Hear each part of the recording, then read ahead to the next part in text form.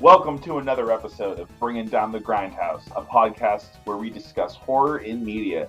And today, we're still under quarantine! Yeah, it's indefinite as far as we know. As far as I'm we know. still in my underground lair in the Philippines. You said Singapore last time. Oh, we've He's moved. moving. We've moved. Oh, you moved it? We gotta move, okay? We gotta move around. How did you get to the Philippines? Shh. And anyway, despite all of this, today we're discussing Kubo and the Two Strings and Moana. We're doing like a non-horror episode today because John was like, in the chat, he was like, I really want to do Moana. And then I was like, well, if we're doing Moana, then I think we should also do Kubo and the Two Strings. You know, we had to do something a little more lighthearted, uplifting, maybe. Yeah. Not quite so scary. I know Kubo's kind of melancholy, but still, they're both animations a little bit more light than what we usually talk about, but doesn't lack on material and things we can talk about. Kubo and the Two Strings. Yes, Kubo and the Two Strings is the entire name of the film. Ironically, both of these films were both released on the same year. I didn't realize that until I was going through the outline. Yeah, 2016. We keep doing that. We keep choosing films released the same year. Pretty sweet. Oh, what the hell? Without realizing it. We're like totally just choosing films we think match up, and they usually are released the same year. So fucking crazy. But Well, Kubo and the Two Strings was directed by Travis Knight, yes. who's also Lakia's CEO, which is the production company. Production company? Yeah, production company of this movie. Production company, and it's kind of crazy that that's his first film ever. The movie was written by Mark Hames and Chris Butler. Stars Charlize Theron. Yes, Art she is the Parkinson. monkey, and Art She's Parkinson. so good. Art Parkinson is Kubo. Okay. Matthew McConaughey. Who is he? As the beetle. Beetle. Oh. Also, we got Ralph Fiennes, Ralph Rooney Mara. Fiennes as the grandfather, and then Rooney Mara is both the sisters. Oh shit, she was killer.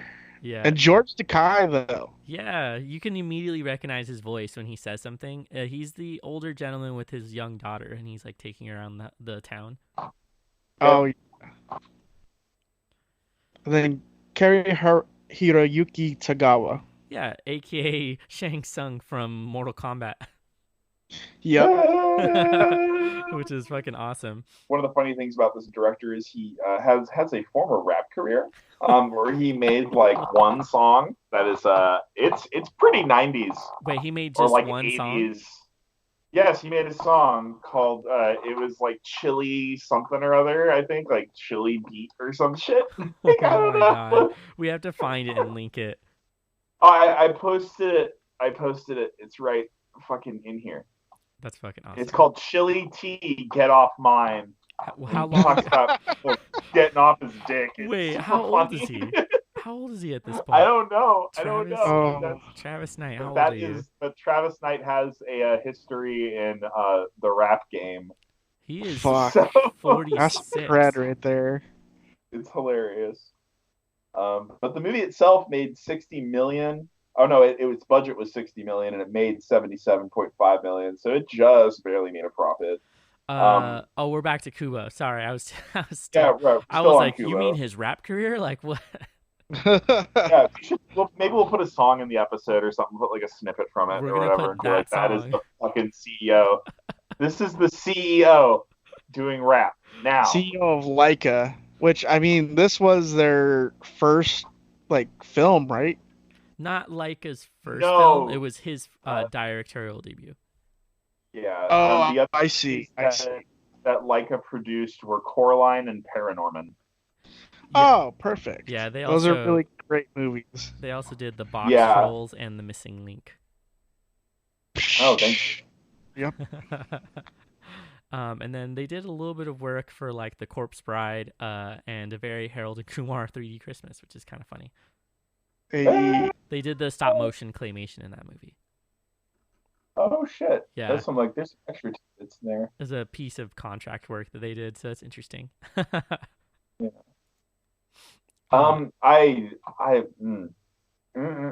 This is such a good movie. It's so pretty looking. It has one of like it set some records as well. It set a record for having one of the or like the largest stop motion puppet Yeah, they said on it was set, which 16 feet. Holy yeah, shit. 400 pounds. 400 pounds. What the Yeah, fuck? man, that's crazy. It's so, and at the end of the movie, they actually show it to you too. They'll show you like it moving around the green screen and stuff like Yeah, that, and them programming it and whatnot. And you can see the like at the very end of the movie. that's something that stood out to me for the film was that the monsters they created in Kubo were really fantastic, and they reminded me really heavily of playing like through a campaign or something, and you run into this creature in some location, usually looking for an item, and in this case, it was Kubo looking for the pieces of armor. Yeah, the helmet, and the uh, armor itself. Yeah, It was that's like what the I was breastplate. telling you or spoke about earlier. It reminds me of a D&D campaign, like a one shot. It really did. Yeah, I mean it definitely has that. I mean, Kubo is the bard. You cannot deny it. He like plays the shamisen, and it fucking just like and he uses it to make like the those origami creatures and origami things. And I don't know, I just love that. I think I it's love great. how it works together and like how they all just fold magically. I mean, the paper chicken, come on. That was pretty The great. fire breathing chicken. It's Shoots just a eggs lot out of of its fun. ass. Yeah. Yeah. I I like what like you that. told me earlier, Mitch, about how Kubo was scamming all these people. Yeah, no, he does though. He like walks out and he just I guess narratively it's actually because he doesn't know the end of their story because their story hasn't ended yet. Right, So the he mother only hasn't tells told what him. he knows and it always goes right until the sun sets Yes, exactly. so that he has to leave and he can't finish it. And he always does that. So he's basically kind of like scamming people because he's not giving them the full product. He's like, "Well, come back tomorrow, maybe I'll finish." Right, Starts them all exactly. over again. I also really liked the instrument playing in the film. I actually don't know what that instrument is called. Do you guys It's know? called the shamisen. The shamisen. Oh, cool. Yeah. It is a three-string instrument primarily, and it is a very high-pitched, uh, just string instrument from Japan. Nice. The tuners are giant, and it gives you that twangy sound that you Yeah, want. but not Yeah. twangy like a banjo. In a different, It's like it's a the different, Japanese banjo, though. it's in a different like It's in a category, different I'd say. tuning. Yeah, yeah, Its exactly. tuning is, I believe it's CGC for the strings. So it's really strange because it's got like two the same notes like open and whatnot, and then that one note that's just kind of what like You have, a few steps off, just a few steps. you also have to use some weird kind of plucker with it as well. Yeah, they use a different like there's a different pick entirely for it. It looks There's some interesting videos you can find of shamisen music and whatnot, but it's very well used in this movie for sure. okay, cool. The the music was or the score was done by Dario Marianelli, and he did a lot. He's done so much music, or scores, I should say. He did like V for Vendetta. He did the Box Trolls, which is another movie we talked about. He did Bumblebee and Pinocchio. So he's just all sorts of different movies. I But don't think I've seen. I don't even think was that the live action Pinocchio or yeah, something or another animated one? wait, actually no, it I never was saw that. this is a different one. Oh no, that was a live action one. Never mind. You're right. What was interesting about the film too is that even though it had a lot of critical acclaim for being a really really well told story, there was some criticism for it being perceived as whitewashed because most of the cast was not Japanese. It was mostly white people. Yeah, I read something about that, and then I guess Lakia or whoever it was, maybe it was the cast. It could have been Travis himself. I'm not sure. Don't quote me. But they essentially said that they just picked like they just had people come forward to audition for it, and who showed up and auditioned are those who did. And Right. so Yeah, he was trying to. that was Yeah. basically what they said essentially. And they also were trying to say that it wasn't like set in Japan. It's just like themed that way. I don't know. I don't Huh. know. I'm not Interesting. trying to. I'm just saying what they said. No, yeah, I get you. I mean, they mentioned that it had a specific influence that came from like a specific painting woodblock style that they really intended to make the whole film look like that and look like a moving woodblock print. So that was some of their influence, as well as just folklore stories that they had heard from Japanese lore, which is where that giant skeleton comes from. That was dope. Yeah, which is really cool. Like that, I didn't know to expect when I first watched it, but watching it through a second time, it's really impressive to know that all of the things on screen are real and that they're little puppets that are just stop motion. Yeah, it's a fact. I don't know, Larry and I mean Lakey and excuse me, Leica has just been killing it as far as stop motion stuff goes. They're like one of the only studios that like actively still make stop motion stuff. Yeah, yeah, exactly. Like even in modern, like you haven't seen much like at all recently because it's really time consuming. It's a hard medium to work with, I would It imagine. takes years just to make a single movie, so they usually don't get a payout until very much later. So most people don't Yeah, want to invest in them. yeah, it makes a lot of Yeah, sense. the art of But stop motion just it's time yeah, fucking taking. it's easily one of the smoothest stop motion movies I've ever seen, Oh, Oh right. and yeah. It's not as and it's full of jumpy. some great storytelling. And well, I don't know. It's got some great emotions for storytelling. It's got some great characters in it. You know, everyone loves the monkey. At least I love the monkey and Hanzo, aka the Beetle. Uh, I don't know. There's so much about this movie. It's like there's like too much for me to go over. There's too many characters. There's too much like good production going on in it. Good performances from people. It's funny also, and it doesn't stray too far away from wanting to be adult either. Yeah, that's what I was gonna say. It handles some pretty adult themes for being quote unquote like a kids movie.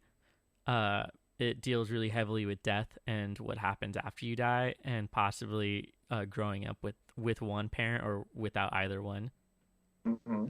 and then heavy ties to your family and how there might be some internal dispute. Mm-hmm. But what did you guys think of the beginning? The both films technically start with a narration or a story. It's kind of like an introduction to a play that you would get in a theater. So, what did you guys make of those? Yeah, it very much has that style to it, how it opens. I really like the opening of Kubo, how he says if you blink, basically like the evil will consume you or whatever. It's Our super. hero's story will surely end, or our hero will surely perish Well, it's Yeah, like if you yeah, blink. putting responsibility onto the viewer. They've brought you into the story, and it's like if you got to blink, blink now because you have to watch the story and what's going on. Like essentially, the character needs your help. right. Yeah, So it's like a or good you way. need to pay attention. Yeah, like Don't pay attention. take your eyes off of Yeah, it. You're engaged. yeah, totally. And it's probably a good thing to do to make it engaging for kids who are watching because, Mm-hmm. like, they might be kind of not wanting to sit down for a movie and then they might hear something like that and they're like, okay, like I'll listen for a little bit. And then it's intended to keep their attention for most of it. It's really melodramatic. Yeah, it was super funny, especially when he does the actual story himself, like in front of the crowd. I mean, he has everyone just like begging for more, enjoying themselves. Like even the little kids, they want to see an ending. Like I mean, you have that older gentleman that's like, "Come on, like stories are meant to end." Yeah. And as a narrative thing, he doesn't know the ending, but he has all these people around his finger because of the way that he tells stories. He is a storyteller. Which makes sense. He plays the instrument. He's able to tell a story in that way. And it's how they keep most of the audience engaged. Yeah, absolutely. It begins mostly with him telling the story. You get a little bit of what happened to his mom. We don't have a clear explanation, but what do you think that kind of says about him and his parents and the relationship he's having to kind of build with her, where she has essentially no memory of him until like short moments where she does remember him? Well, Monkey explains the past events, how Right. they were supposed to go kill Hanzo, and then Hanzo tells Monkey or tells Sariato. Sariatu. Yeah, That how it's pronounced? That how it's pronounced? I don't know. Am I doing that right? I think so. Sariatu. Yeah. And Sariatu and Hanzo are fighting each other because he's supposed to be assassinated because the Moon King thinks he's too crazy, awesome. Yeah, And then that was a really specific. Like, I feel like that's like a Greek mythology for the gods because the god got jealous or was threatened by some human who was really strong and was like, "We need to go kill that guy," and so yeah, he had the same he feeling. threatens me somehow. Well, it got really cheesy because Hanzo was supposed to. Well, his Kubo's mom was supposed to kill Hanzo, but then they just end up Yep. falling in love. Yeah, exactly. They duel for a bit and then are just like, damn, pretty hot. Yeah. What does he tell You her? are my That yeah, quest. exactly. You are That's my it. quest. Yeah, he's really Like, yeah, what a oh line. shit. Yeah, and then they explain everything basically that the grandfather wanted Kubo's eyes so that he couldn't see in the world. That was the only part of the narrative that I was just like a little confused about. Just like I know when we got to the third area of the city with the helmet, and then we finally meet the grandpa and hear his basically his problem with Kubo and like his family. Why does he want his eye specifically? I get, and like near the end when they were actually defeating the dragon, impressive as it is. I mean, I was just wondering.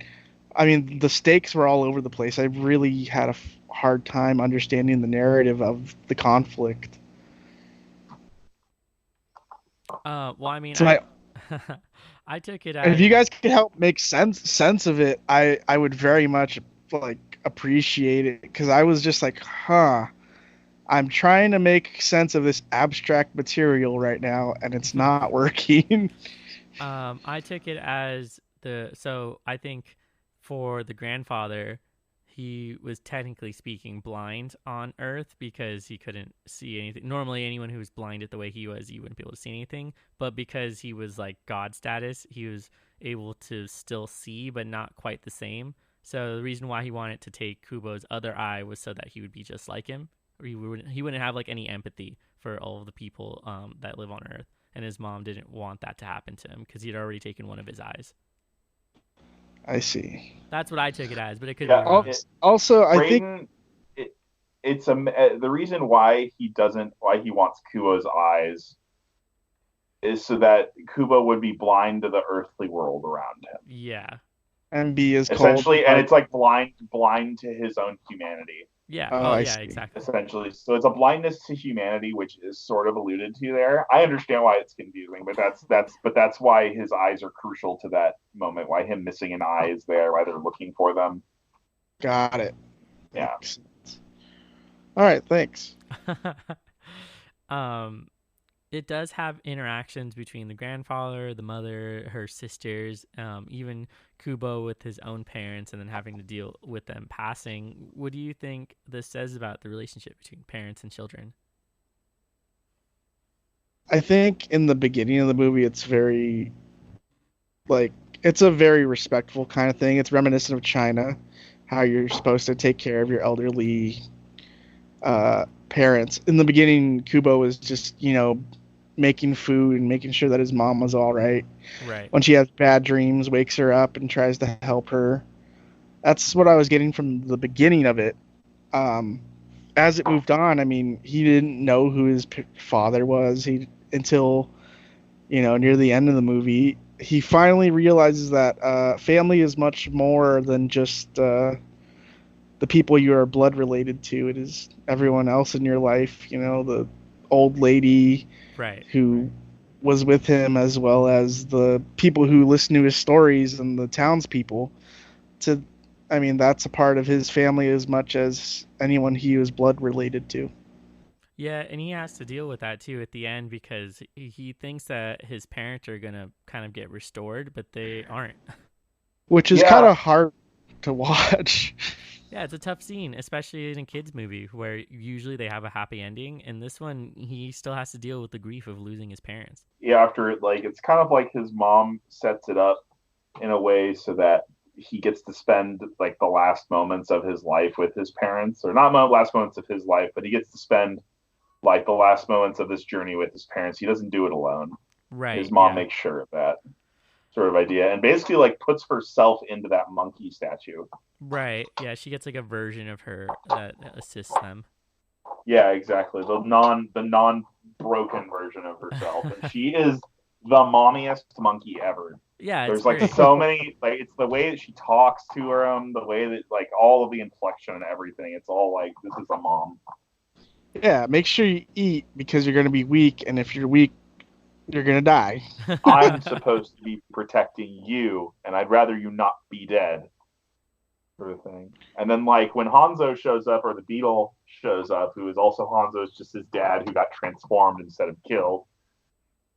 You know, comes Right. back. Yeah. And then he still has to face both of them dying.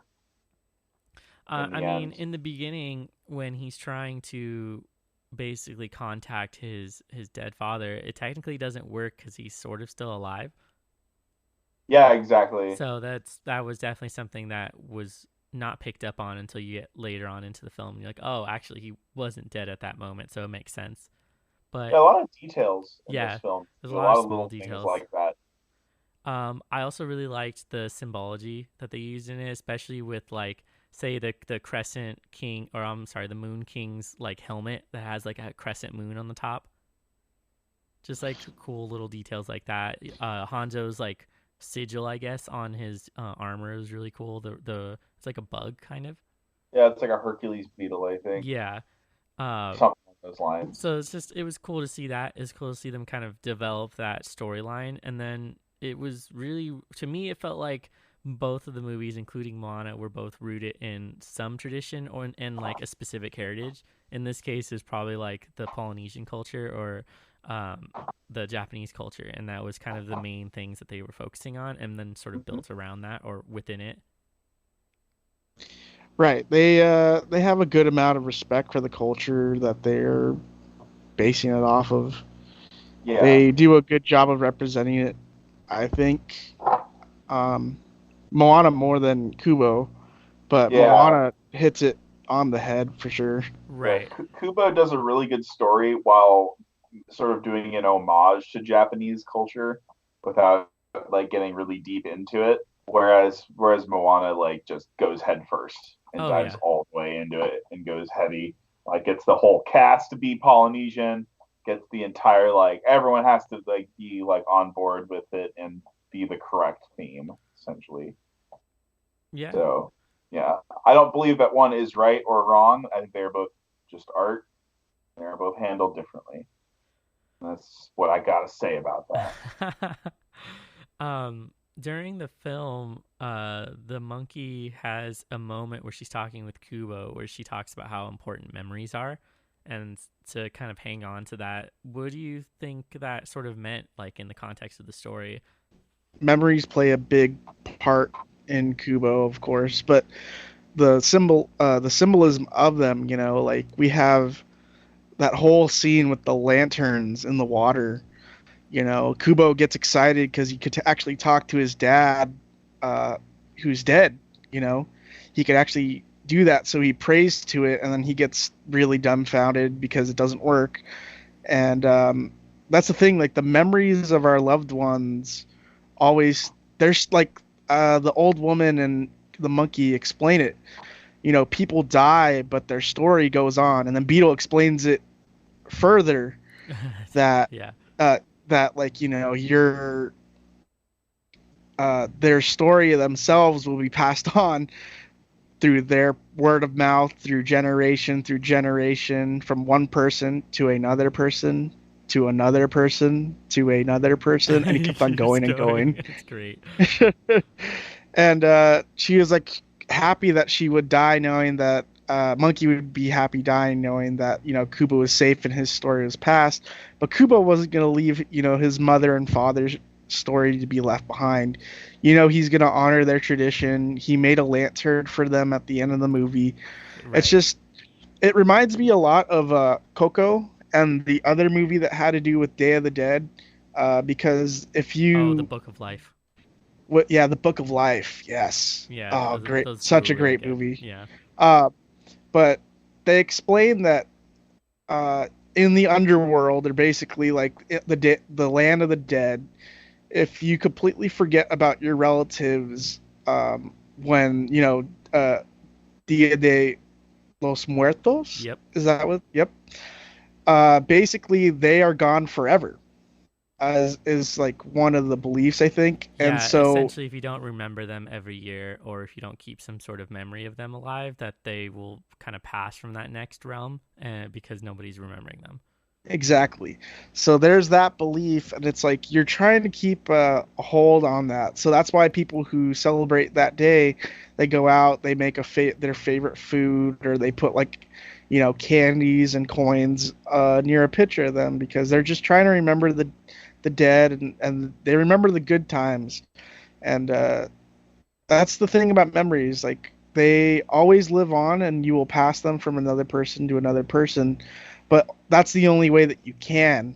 I mean, imagine talking to your mother or father about a grandpa or grandfather that has passed away. They Right. will tell you hours upon hours of stories Yeah. in their childhood, and you would Mhm. never get that unless you talk to them about them. Be like, "Hey, how was growing up with grandpa?" Right. And she's like, "Well, you want to know how it really was?" Yeah. Yeah. Exactly. So memories play a big part in society's role, especially with between humans. Not so much monkeys, but monkeys are still pretty cool. I mean, the memory serves both the function of something that's important for all of us watching it for the audience, as well as how the story kind of progresses. With Kubo, you have the mom kind of getting bits and pieces of what had happened before, giving it to Kubo, who doesn't really know who his father was and how he kind of came to be in the family feud that ended up happening. And then in Moana, the memory is of how did the people that live on that island now stop voyaging, and why did they do that? And then the grandmother kind of introduces her back to essentially her own culture, and then it progresses the story forward, and that works really well. It also Kuba also deals really heavily with death and how people feel about it, and possibly how you might deal with someone's death, especially like someone who's close to you, so a parent, or a child. And so in this case, do you feel like they were able to handle it well and present it in a way that was digestible for like a kid as well as a parent, or a kid as well as an adult? I think Leica went pretty complex with this one. Like I feel like children could definitely figure it out because I think they're a little more clever than we give them credit for sometimes. Right. But as far as Kubo is concerned, I feel like it's more complex than Moana. Moana definitely was not as what I mean. It was very more straightforward, I would say. Well, Moana and Kubo deal with different stuff. They don't deal with death in the same way. Absolutely not. No, they don't. Yeah, They don't Kubo's even deal with heritage in the same way either. no, they really don't. It's essentially Kubo seems to me to be more about the lineage that you're kind of born into, and then how you can honor them once they pass. And in this case, he's dealing with his parents being gone and how he's gonna grow up kind of without them. And so Mhm. they give a harsh reality to this character and something that might be relatable to people. Whereas Moana is intended to be inspirational for people of like their own culture, who feel like once they find that heritage again, that they can then move forward, because Moana is more of a like self-realizing story for Moana, how she kind of is trying to Mhm. find her own place in the world. Uh, Yeah, exactly. where Kubo doesn't really know much about himself, and so he's trying to get pieces of how his family came to be, and that's how both of them handle those storylines differently. But Well, damn, that's a good take. why does Kubo end that way, though? I know it's important in that it's a good way to kind of bring realism to the story, but man, it's sad. And like, Here's what I would say is that you have all of this. You have all of this that you have the grandfather chasing down Kubo right, and trying to take his eyes away so that Kubo can be blind to his humanity and immortal. He's like forcing immortality on this child in this movie, basically, is what's going on. He's like, you can live with me in the sky, immortal. right, And then Kubo basically just says, you just don't want to like face the people here and face all the realities of like the world itself, which is why right. you're up there and you want to live forever so that you don't ever have to be remembered. like immortality through memory versus immortality through like self mutilation. It's like, yeah, magical means some Yeah, sorcery. exactly. Like taking the easy way, quote Right. unquote, I suppose, It's also kind or of taking the natural route. But basically, he at the end he forces his grandfather to basically be unable to only see himself through other people's eyes yeah. by not being able to actually see himself and not know who he is. So Kubo kind of puts him back to where Kubo was at one point. Yeah. No, that makes sense. He will Like it's a very, yeah. It makes sense because well, technically he couldn't see. So they were doing a lot with the storytelling in regards to the blindness that's used and what exactly the character was blind to, and they use it in different ways where the grandfather is blind to all of the emotional turmoil that's happening with the people on Earth, as opposed to Kubo, who doesn't really know what's going on with his grandfather and the other members of his family, and they do it really visually where he's lost one of his eyes, so he has to wear the eye patch, so he kind of is stuck between those two worlds, and that's one of the physical ways they represent it on his character. He can see some things, but not all of Right. it relating to his family lineage. Yeah, so exactly, so he's kind of blinded to the to his own history, and then has to kind of like reveal that as it gets through the story. But I think they handled his grandfather's character in an interesting way, because normally the villain just dies or someone kills him, or like they're able to really hurt the hero, but in this case he was able to find some way to sort of save him. Yeah, Yeah. exactly. Like redemption for his grandfather, Yeah, basically, exactly. making him not remember. Yeah, pretty much. But everyone remembers that he's a sweet man that gives gold coins to little children and talks to older women. But Right. they, yeah, they It was basically, so well, they cute. basically like it's so cute. I love that. I love all of the ending lines and whatnot. But it's sort of like they take this character that's supposed to be wretched and awful, and then they make him only able to see himself through how other people are seeing him, and the people choose to see him in a positive light and give him all of this positivity in order to change him as a person, Right, exactly. to experience love on the world, basically. And that's kind of what I got out of it anyway. Oh yeah, definitely. It's a, um it's a good hero's journey for sure. It is. Yeah, that was Oh, they're definitely both heroes' journeys, but yeah, really hardcore. If you look for it, you could possibly find the hero's journey in almost anything, but not everything has it. It's interesting. yeah, It's an interesting thing to judge some stories by, or to like find the elements, because people really like the hero's journey because it's designed to make you interested in the beginning, to go along in the adventure, and then to feel like the characters, like, all hope is lost for this character, and then seeing them sort of transform to be able to meet the goal at the end, to be able to fight whatever it is that's stopping them, and then can either end very happily or end in their death. And most people like tragedies, so that's why the Greeks like their tragedies. Yeah. yeah. Tragedies are pretty well loved among lit nerds. Oh, totally. It's true. Ask Dorian. Yeah, Astor and all that is some of the tragedies. Why do you like this story? Right. Well, like the guy is forced to roll a boulder up a hill for all of eternity just to watch it roll back down. Yeah, exactly. It's like Jesus. Damn, you were like that fucking sucks. Like Hell yeah, Man, well that sucks. Hell yeah. it's a great moment to move on to another movie. Yeah, I feel like this is a good segue to Moana, Right, yeah, the Disney exactly. movie. Moana. Straight Disney movie. Let's start with some production notes for Moana. Yeah, It's a musical. No, I'm just kidding. I'm just kidding. I It's mean, a it is a musical? Disney movie, so of course it's gonna have its little musical scores. Although not as many as I would have thought. But the only one that I was kind of like, oh, this is cringy, was Maui's song and the little crab song. For some reason, both of them were like, oh man, I don't know if I can sit through this. Yo, those two are my favorite songs in this They movie. would be. You guys are so janky. Oh, no, just like The Rock singing barely has any auto tune. It's a fun, Yeah. song Oh, about it's the enjoyable. myth, It's just it was kind of cringy for me and sometimes. then the shiny one is just What was stu- cringy? Just the songs that came on for them. Oh like You're God. Welcome and Yeah. Shiny. Yeah, it was I think the song is literally called Shiny, which is really funny. But Yeah, it's that's a yeah. it's funny though. He tells the crab tells a story about when he was like little and he was so like unappealing and he just made himself attractive by putting all of this shiny stuff on his shell. That's like the whole song and it's really funny cuz he's like singing it to him or he's singing I do it like to that there's like Moana. literal like there's portal planes hopping in this one. We're Oh just gonna yeah. go to another plane of existence, no problem. Okay.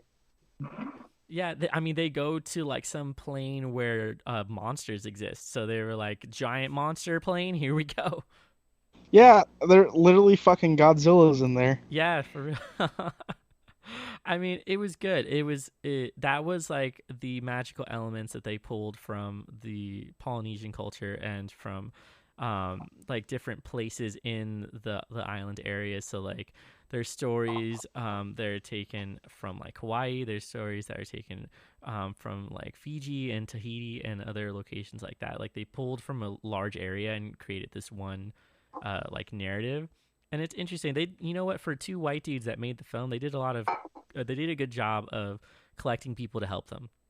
They had like Yeah, experts that they would yeah. refer to whenever they wanted to talk about a piece of the culture and be like, "Is this being done respectfully?" And they were able to guide both of them on a direction that made the film really respectful. And there wasn't really anything that I felt like was done in poor taste. No, not Yeah, at all. they hit it Not at all. pretty well. I mean, the thing is, like, they got a lot of the stuff correct. The Polynesians actually, like, were people who would, actually travel, and then eventually they just stopped traveling, and that was a actual fact that did occur within history. But I got to say, like, Moana herself. I mean, should we get into production notes, or do you guys want to just go right into it? I mean, the only other thing that I feel like should be mentioned was that Taika Waititi wrote the original screenplay, but then he had to leave and go take care of like his newborn child, so he handed it off to someone else. And he jokes that the only thing that was left of his original draft was like the intro, which is the exterior ocean day, and that's like the only thing they Dude, left. have you seen the movie What We Do in the Shadows? Yeah, it's pretty funny. Yeah, it's a funny It's movie. a I feel like weird, that would be a quirky good episode vampire movie. also.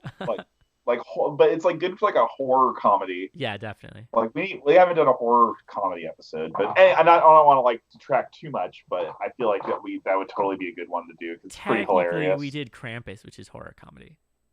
Yeah, but that was like for Christmas Yeah, themed shit. that was also Christmas themed though. But But it is horror comedy, but like a different. We should just do a horror comedy one though. we should do what What we we do do Yeah, in in the the we should. shadows. shadows. That's a good one. Yeah. Yeah. And then Anyway, yeah, no, So, that bit. so, God damn it, so, Murph. I was trying to make the point here. So, God. in the beginning, we have this excellent narration about the story of Maui stealing the heart of Tafiti. Yes. And it's like supposed to be like all grandiose and scary, and Moana's just the only little kid that's just like, whoa, hell Yeah, yeah. she is excited. The And grandmother like is the telling it. yeah, the grandma's telling the story, and all the kids are like crying and fucking scared for their life. Moana was like, yo, and then she is a prince. She's gonna be a princess of the village, correct? I mean, technically, She's a she says she's not the princess. She's like a daughter of a chief, so she will be chief at some point.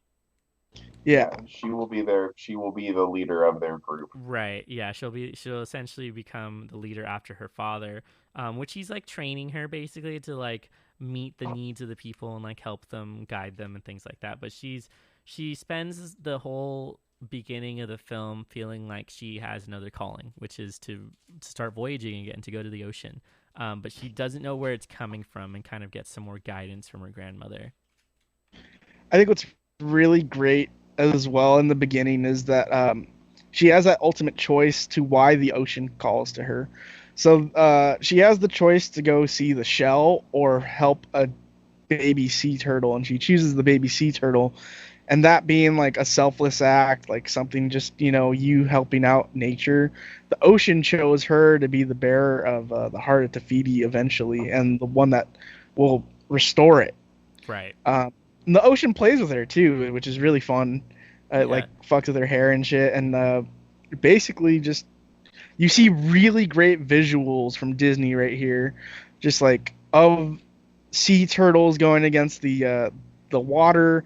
Like you see all the coral reef and tons of fish. It's like they got the water so well in this movie, as well as just like beach in the animation, that like I'm still stunned just thinking about it. Oh yeah, they had like a giant team working on this, and they are pretty much expert storytellers at this point whenever they make films, because they are able to find just the right team for it.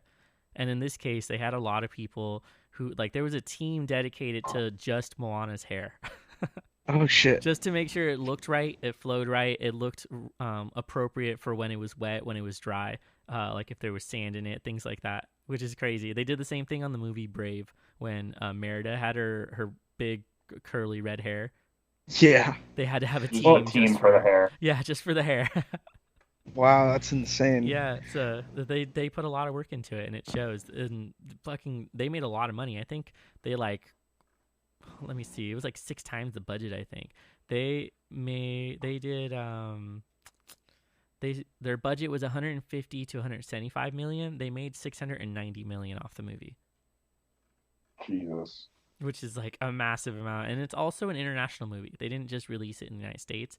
It got released across several different countries. In some places, they even had to rename it because of certain like rights to other movies. So in some places, it was just released as Oceania, which is a really weird title. It is a strange title. Yeah. But so you mentioned that at the beginning you had the intro, and then you had the scene where she kind of gets chosen to restore that. Do you think that moment alone was the only reason, or was it more of like her father or her family like that was kind of selective for that? Well, I feel like she was a great candidate for him, and she's wearing that flower crown. She's very active. She's like an action adventure hero, Right. as well as when the blight comes upon the land with the coconuts and the traps that have less and less fish. I mean, she's resilient to the offer. Like, we should probably destroy the roots and then plant somewhere else. Like, she doesn't fret over problems. She tries to find the direct answer, which is why she eventually, when she figures out that they should go past the reef to actually get some stuff. Right. It comes so natural to her, like, oh yes, well, we're dying. We're not dying, but people are going to be starving soon because the land isn't giving us anything. Yeah. Then I guess we'll just go We got to do something across the about reef. And that's when you have the subplot, the very minimal subplot of her father, who lost his best friend while they went past Yep. the reef. I mean, it's a really good way to give a solid reason why he wouldn't want to go out past the reef, because he's had a traumatic time in his life where he lost his friend and then was just trying to keep everybody safe after that. Especially because once the heart was taken, there was all these creatures that were around in the ocean, and they didn't want the boats to keep getting attacked. So they're that's the reason why they hid the boats and told everybody, like, no, we're going to stay here. And they had been there for a while. They have this moment where the dad takes her up to the top of the mountain and is like, look, this is where all of the chiefs have put a stone slab on top of here. And every time they put one on top, it raises the entire island up, which is a really cool piece of symbolism. But it also shows how long they've been there. It was a good way to establish a timeline with not so much content. Like, it was a good piece of exposition. It was a showing and not telling situation. Yep, exactly. Yeah. And it's really meaningful too in the ending when she decides to instead put a shell there because they're done with that island and they're finally able to go back to voyaging. Yeah, exactly. It's like That's a the good end one. of the line, basically. Yeah, and they're gonna restart in another place because they've sort of rediscovered a piece of their culture. We have to talk about how amazing the grandma is in all of this as well. Yeah, I like it. Totally makes me cry every time I watch it when she is basically dies and gets passed on into like the chosen animal that's on tattooed on her. Right. which is what, the manta ray. Yeah, Yeah. I love how throughout the montage she's always dancing, and then Yes. she talks to her and she's like, "You're like a crazy old woman," and she's like, "I am the village crazy old woman, Yes. don't you know?" Yeah, she's I, great. I, you know what she reminds me of, kind of? What? She kind of reminds me of the grandma from fucking Summer Wars. Yeah, that's true. She's really headstrong. She doesn't really have anyone who's kind of telling her what to do. She even at one point says, "I'm his mother. I don't have to tell him anything." Like Yeah, she's very exactly. confident in herself and kind of goes her own way, even though people think that there might be something wrong. Although what's interesting is that they don't really seem to notice that she's just not aging Yeah, because of exactly. having the heart. Like it's keeping her alive. Yeah, so that she could go do it, but she never does. Right. Well, that's the interesting thing is that she ends up holding on to it, but then really willingly gives it to Moana. And this is like at her peril. Like she does it knowing that she's most likely going to die. And that's like, I didn't know how to take that for the character because they sort of used the death of her grandmother and the restoring of the heart as like the catalyst for the film, where it's like, this Mhm. is what sends Moana off on her journey. Yeah, And she's got to go take care of something. yeah, and it's like immediately after that, or she kind of knows too because like the lights go out, but then they find a way to bring her back into the story by having the like blue glowing manta ray that shows up in the ocean. When does it? When does it? I don't. I must have missed the part where the stone keeps someone alive longer. Well, the grandma has it, and she like Hmm. pretty much stays the same age or doesn't look that much different while Moana is growing up, and then as soon as she gives it to Moana to take, she dies. Yeah, that makes sense. I never read it that way, but that's such an interesting take on it that I want it to be true. Well, it's I the reason why I think that and why I've seen some stuff about it is because the heart itself is it contains the power of creation. It was like Yeah, the and goddess, life. yeah, Like, life yeah, and I got you. creation. So it would translate, or for Yeah, me, it that, translates well. yeah, no, it translates really well. I just didn't even see that. I didn't even see it. I was really I always end up getting really moved by the moments that she has with her grandma too, because she has really realistic moments where with her where she wants to know more about her own culture, and the grandmother kind of leads her a certain way and doesn't do what her father does. Instead, is like, no, you should follow that voice inside you and figure out what you want to do. Like, where do you want to be in the world? Yeah, exactly. And sort of pushes her forward onto that journey. And this one At follows her, really closely to the hero's I journey. mean, it's at her own sacrifice too that she Yeah, pushes her along exactly. as well. I mean, with your read on it, I mean, it's there you go. That's she puts herself. It's honestly more. Her death means so much more now. Oh yeah, it's just it means a whole lot too because she doesn't tell her exactly. It isn't like she goes to her grandmother and tells her what's wrong, and the grandmother's like, "Well, this is what's wrong." Instead, she gives her sort of the tools to move forward, and that is in a way more meaningful. And I feel like it's what grandparents do. They sort of are able to teach you in a different way than your parents could. And for Yeah. her, it was reconnecting Moana with a piece of her culture that she didn't know about, which was in this case the voyaging of her ancestors and how they decided to stop. But she, of course, felt the huge urge to go to the ocean. The song that she sings is all about how she gets called by the ocean. Yep. It calls me. Yeah, it's like literally a line in there. Also, I fucking hate you for making me watch this movie because this song has been stuck in my head for You're welcome. 3 fucking days straight. And every time I hear a different song, I'm just like, yeah, thank God I forgot it. Oh no, it's back. It's fucking back. You're welcome. You're That talking one too. You're talking about the one she sings at that. She sings it in the Yeah. beginning, and then she It sings. It calls has me. like so many reprises. They play it like fucking 4 or 5 times. So Yeah. I'm glad that you brought it up because there's a reason why they do that. So if you pay attention to the words of the song, when she sings at the beginning, she's really unsure of herself. She feels like she has this calling to go out. And then in the middle of the story, when she sings it again, she's sort of found more purpose in what she's doing. And the lyrics change a bit where she's more confident. And then at the end, when they play it again, the lyrics are completely changed. And she figures out that everything she was sort of looking through the whole film was inside herself the whole time. And her grandma kind of gets her to that point too, where she tells her like, hey, if you want to go home right now, you can, and I'll be there to like support you. But she hesitates, and she even asks her, she's like, why are you like hesitating in this moment? And then she realizes that everything she was sort of looking for was pretty much already inside her, and she just needed the connection to her own heritage and then to literally go on that journey across the ocean for it. So there's a reason. I looked at all of it and I was like, this is actually really good. And mostly because it ends up being a really relatable moment for a lot of people who sort of feel similarly, where they want to sort of find something outside of themselves that they think is going to fix a lot of their problems or guide them to a certain goal. And what often happens in these stories is that every bit of confidence they ever needed for these things was inside them the whole time. They just needed the confidence for it. Oh, that's touching. Uh, People, you just need to look in yourself and just go forth. oh yeah, No totally. fear. Be fearless. Go forth. Tackle your dreams. Well, like the character development for Moana is crazy. It's so good. Yeah, it's really good. It's really good. It's linear, but in a good way. Yeah, It it's just kind of it yeah. starts off from one point, gets to the other one. It I builds mean, really well on itself, is what it I, does. I mean, we were discussing earlier that she has like her rebirth moment. It follows the hero's journey like really well, and a Yes. lot of like development out from her. She becoming like a strong-willed, like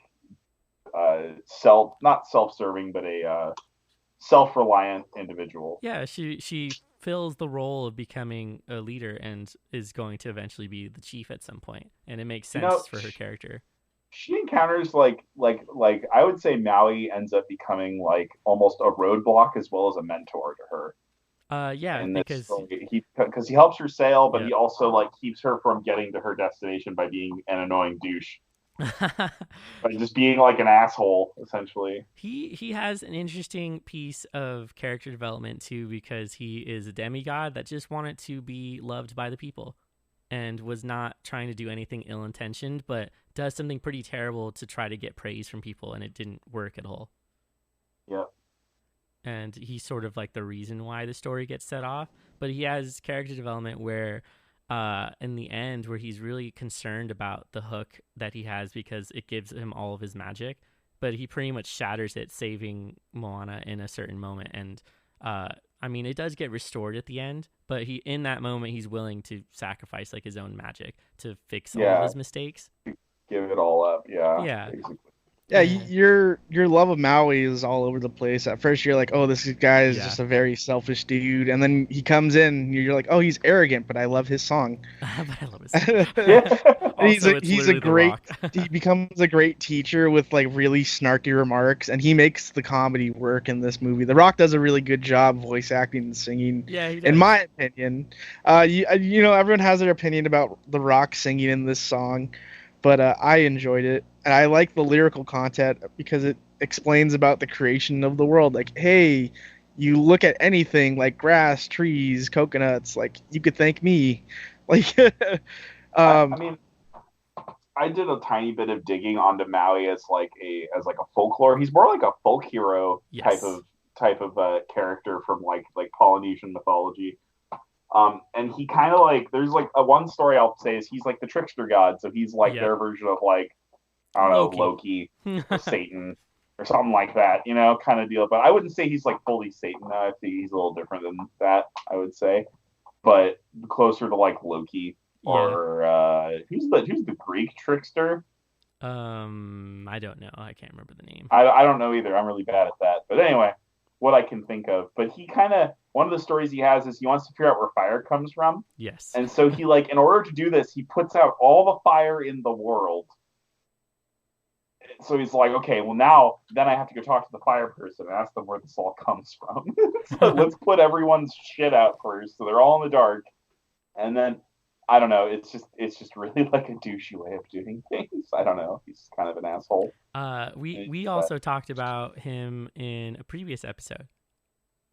Oh yeah, the teeth episode because Yeah. he dies by getting crushed by a toothed vagina. Yeah. Obsidian teeth in a goddess's vagina.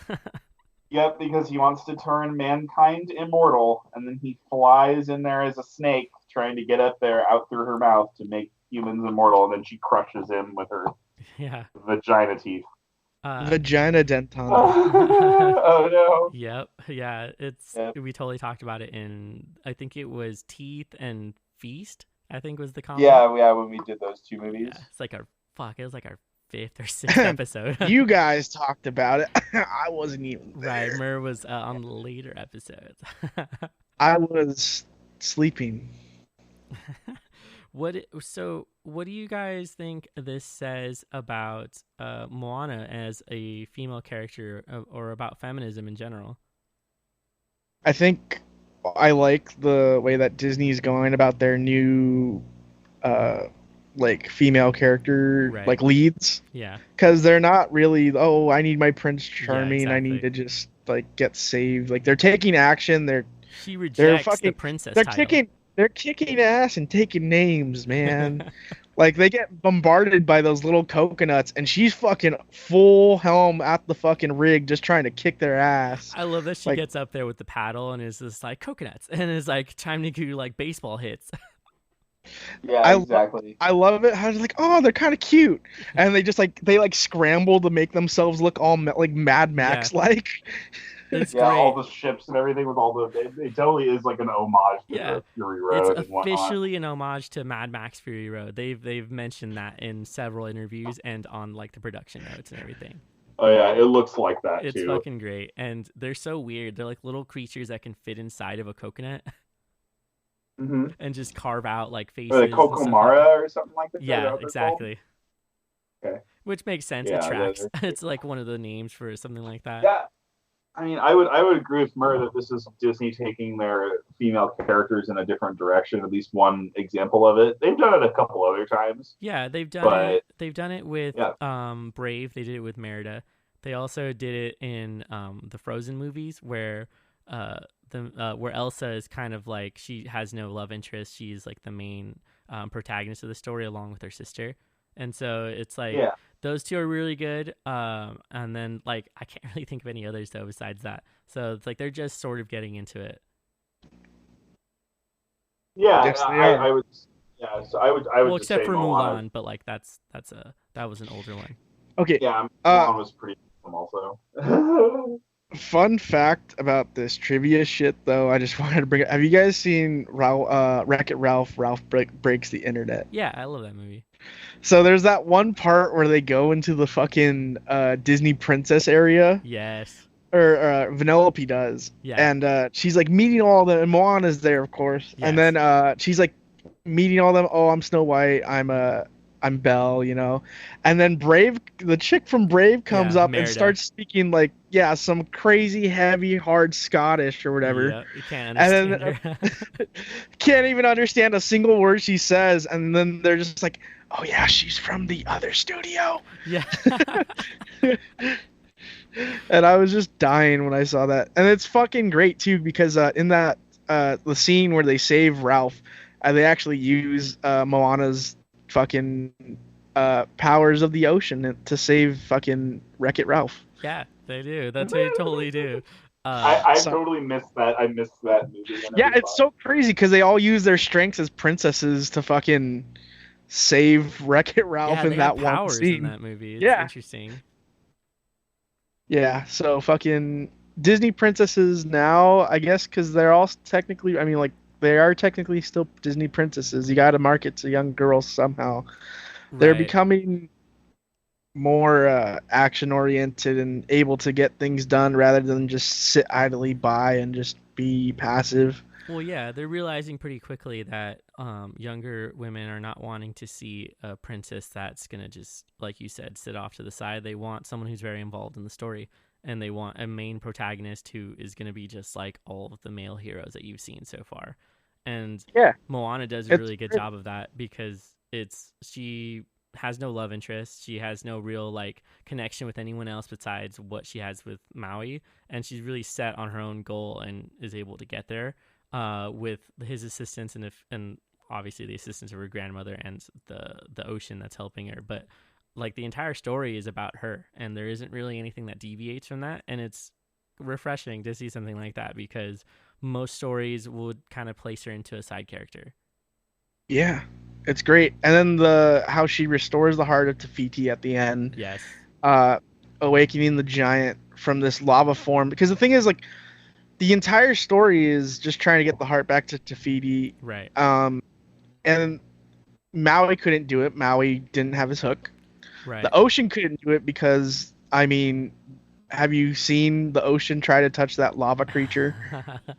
Well, they So did. Yeah, they did the a really only good person, job. the only person like or force of nature that could have done it was Moana because the ocean chose her. Yeah.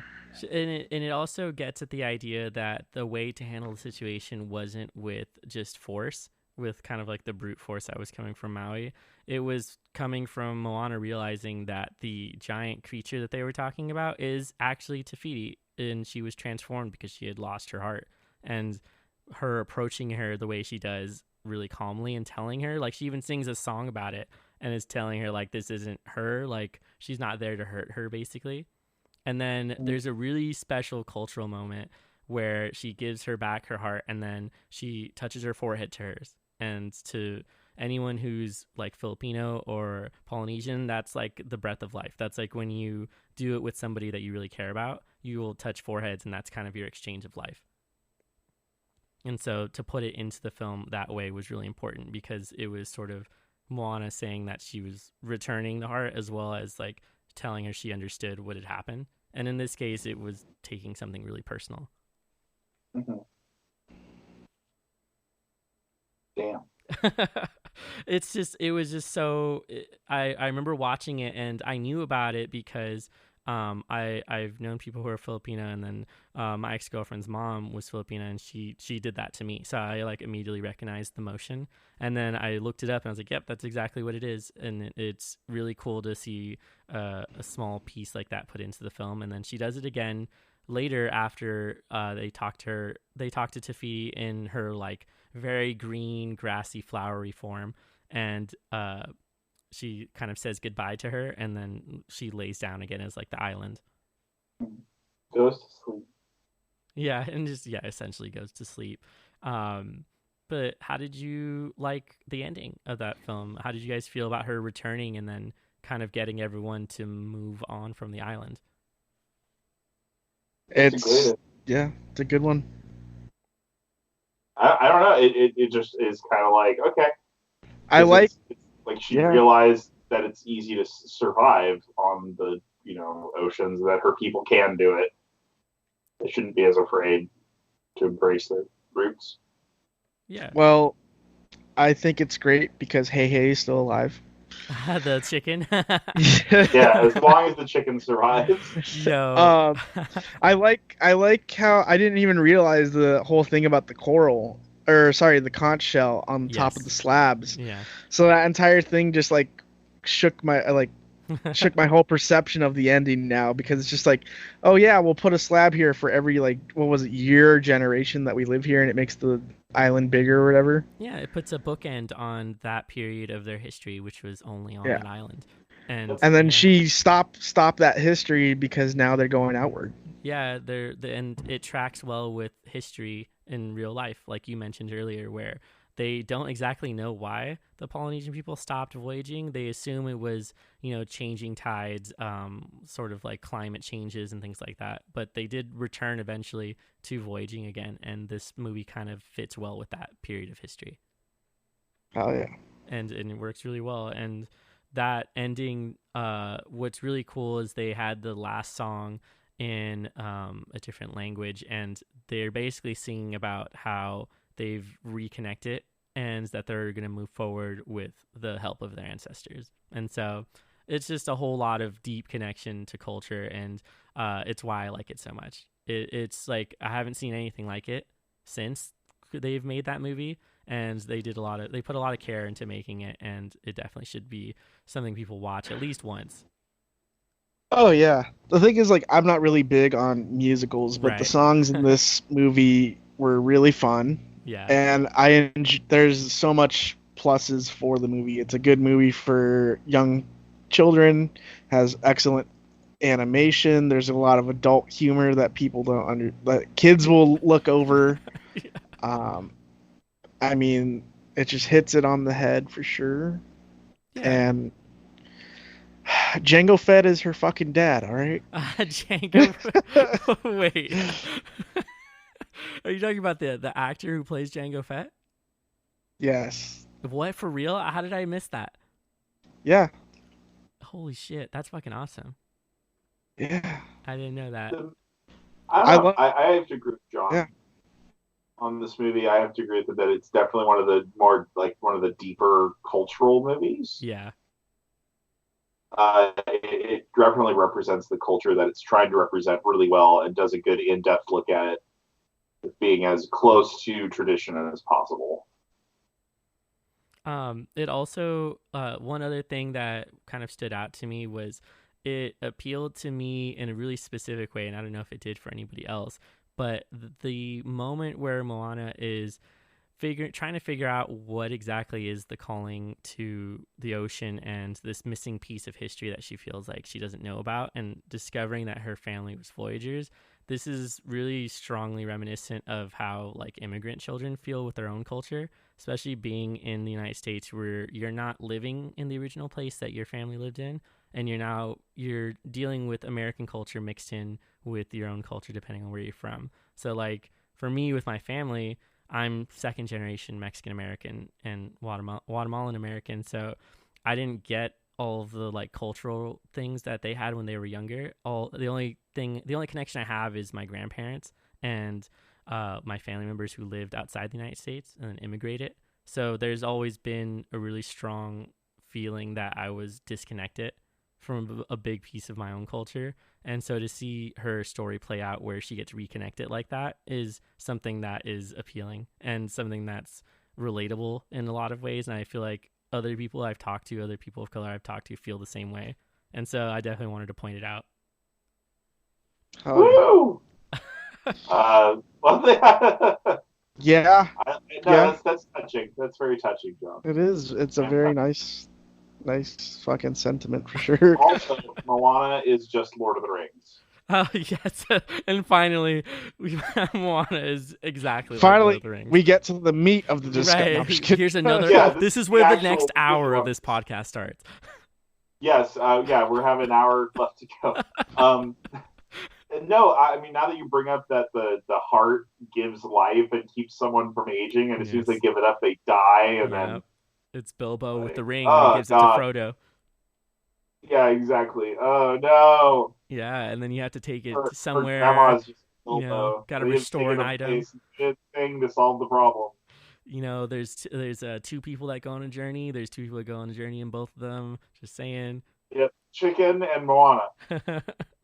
No, Moana and Maui. Oh, it's Sally and oh god. No, Right, the chicken right. is I don't know what it tracks. Merry and Pippin. Oh God, yes. Mary and Pippin Mary is and chicken Pippin. and Moana. Oh man, that's funny. Is Gandalf the grandmother? No, I'm just kidding. Who would? Oh. No, we've established that the So, grandma is Bilbo. Also, there's eagles in both of them. Just saying.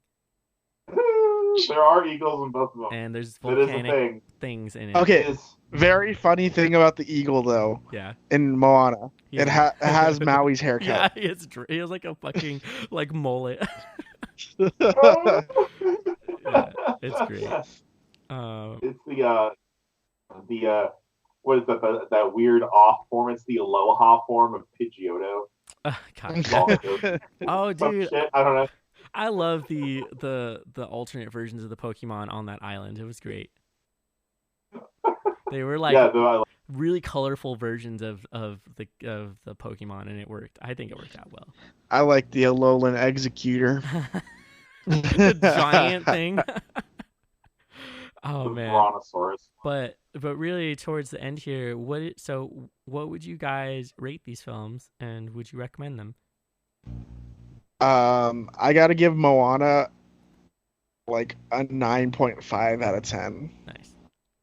And then Kubo, a solid 8. All right. What about you, Mitch? I think I would give both of these films 9s. Both of them 9s.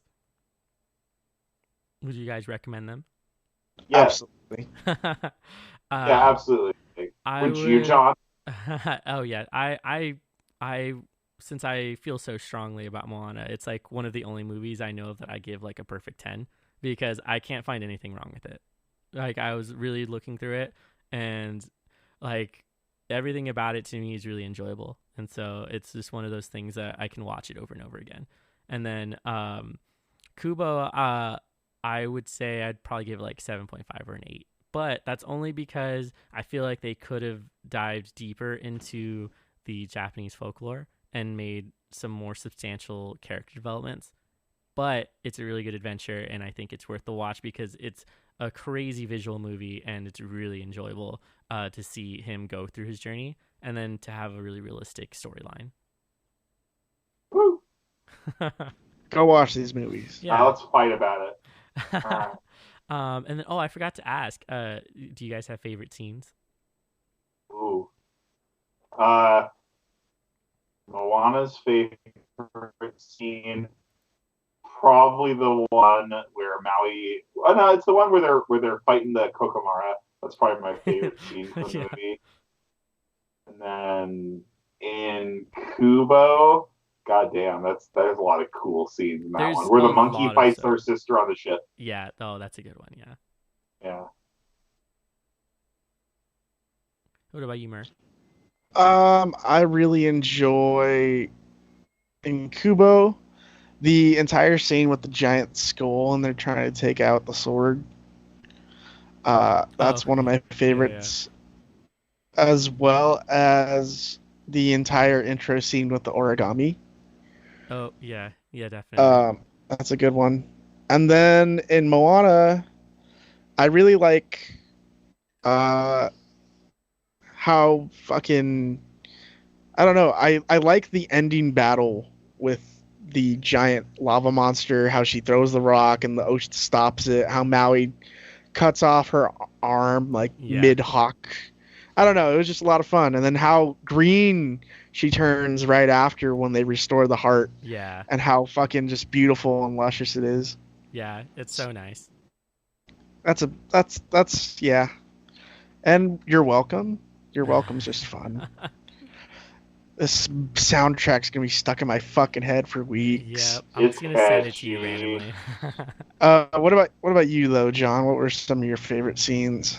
I feel like they were smaller moments.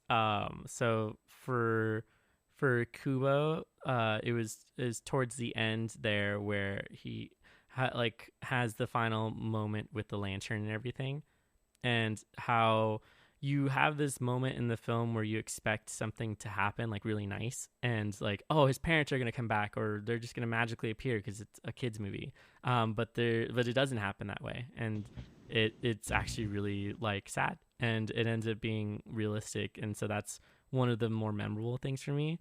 And then the two sisters that are just like, they're like witches, I guess, and they're like, any scene they were in was just creepy, and they just brought a lot of cool fighting scenes to the film, and I enjoyed it a lot. And then for Moana, it was probably more towards the end, the scene with her grandmother on the boat where she's pretty much been given, like, she gave up and like her whole thing gets flipped over. She even tosses the heart into the ocean, and then she has the moment with the grandma where she figures out that this is like her sort of rebirth moment, and then all of her ancestors show up like on the boats next to her, and that to me is like the coolest scene where she's getting all the support. And then that scene is redone again at the end where she is actually sailing with her family away from the island, and so they sort of like, it's foreshadowing, it's a rebirth, it's a callback to her ancestors. It was a really clever way to incorporate every piece of the story into one thing and then push it forward. And it was just really good. It's good storytelling, I think, is why I like it so much. Hell yeah, it is really good storytelling. And it fits well with the like storytelling element that comes along with a lot of cultures. Hell yeah. But that was pretty much it. Was there anything else you guys wanted to mention? No. No, I'm good. Stay safe. Right. Yeah. Yeah, stay safe.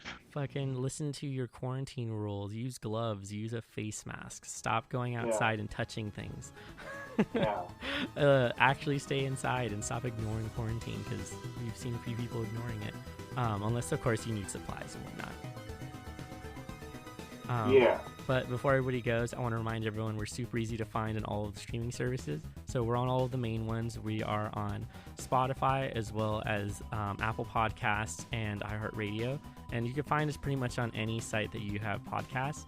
You can also go to our website, which is bdtghpodcast.com, and you can you can listen to the podcast there, or you can follow the links to one of the streaming services that works best for you.